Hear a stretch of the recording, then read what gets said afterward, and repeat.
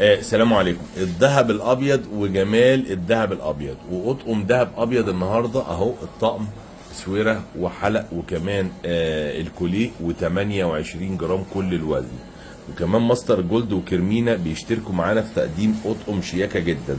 ده برضو اهو طقم ذهب ابيض كامل 34 جرام كل وزنه، فقط 34 جرام.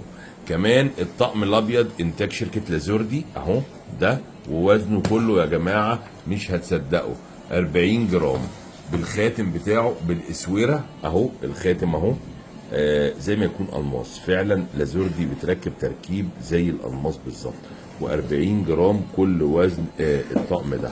كمان الاسوره اللازوردي دي بالكوليه الجميل ده، وعقد وطقم كامل اهو.